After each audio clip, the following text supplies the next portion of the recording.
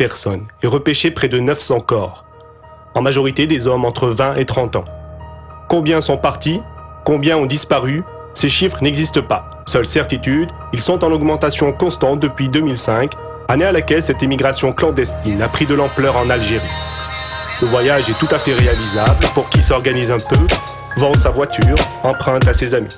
Qu'ils aient un travail, un diplôme, une famille ou même un peu d'argent. Les Aragas racontent tous ce manque de perspective qui caractérise leur génération. Souvent, ils ont du mal à trouver des mots pour le dire. Mais par bribes, ils évoquent la difficulté à se marier, à avoir un logement, à vivre, tout simplement.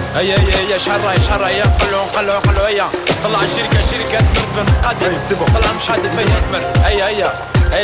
La voie est libre, la police n'est plus là. Il est minuit sur la plage de Bahara. C'est le point de départ, tout est prévu, calculé. Les 6 hommes présents savent que leurs vies peuvent basculer. La barque Flouka, équipée d'un moteur, acheté à Bouharoun, après tant de labeur. Je ne suis que le narrateur de cette souffrance. Je tiens ce témoignage d'un homme qui voulait voir la France. Ben Foda Ahmed est le chauffeur. Il connaît la mer comme personne, mais ce n'est pas un passeur. 130 litres d'essence, 200 bornes pour toucher le sable. Felfa, Robstma et de l'eau potable. Ne pas partir sans la boussole mais sans nos papiers. En cas d'échec, nul ne doit connaître notre identité. Quelques billets dans les doublures, ce sont des euros bien sûr, mais surtout pas des dinars. Un coup de fil en Espagne confirme que la mer est plate. Ça y est, on part, et là le cri de mer éclate.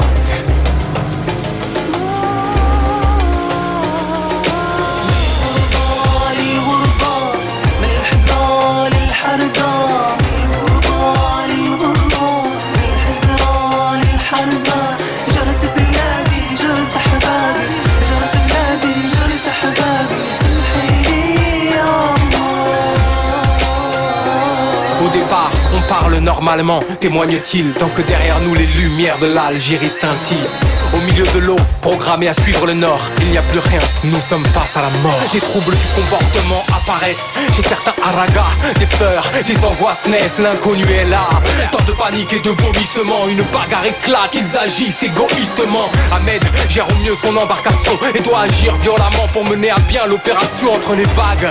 Cette boussole qu'il ne doit lâcher, cette direction qu'il ne peut perdre et sa peur qu'il doit cacher. Lui qui connaît le taux de mortalité, ces gros ferries, tous ces bateaux à éviter, tous ces détails pour ne pas que les gardes-côtes accourent. Ces passagers qui changent d'avis et veulent faire demi-tour. À plus de 4 heures du départ, voilà comme ils agissent. Une seconde pause est imminente pour que le moteur refroidisse. Cette mécanique à hélice est notre sauveur. Sur l'embarcation, nous sommes la tête et lui notre cœur.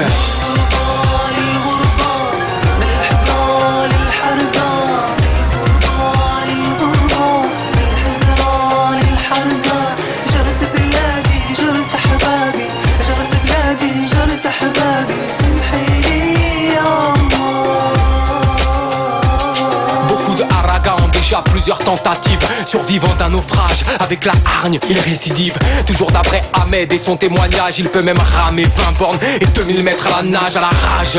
Surtout quand les montagnes se dessinent, quand la poisse se débine, quand l'Espagne te fait signe. On jette les affaires à la mer, gardons le nécessaire. Alhamdoulilah, yarhamou à mes prédécesseurs. Même si la police nous prend tout de suite maintenant, nous sommes heureux d'avoir traversé et d'être vivants à la rame. Nous avançons vers cette plage, elle est noire. De monde, ça change rien à notre espoir. Quelques touristes nous filment, d'autres nous tendent la main. Nous devons trouver un buisson, nous cacher jusqu'à demain. Pour nous changer, une forêt, un abri. La fatigue est lourde, le corps et l'esprit ont beaucoup subi. C'est une grande épreuve qui vient de passer. Leur objectif n'était pas de voir la terre, mais de la toucher. Alhamdulillah ya Rabbi b'sahha. وصلنا يا رب. الجوع راح قتلني وبصحة أسلكنا بزاف ماتوا. صاب المغرب الغزوات بني صاف تلمسان وهرن هم صغالم ولا باسي بيكار ولاد بوغالب زرارفة البحارة صحاب الدشرية والقلتة تنس شلف صحاب الجزائر عنابة وتنس وشحال من حليش من السنغال والمالي ماتوا. شكرا يا رب. وصلنا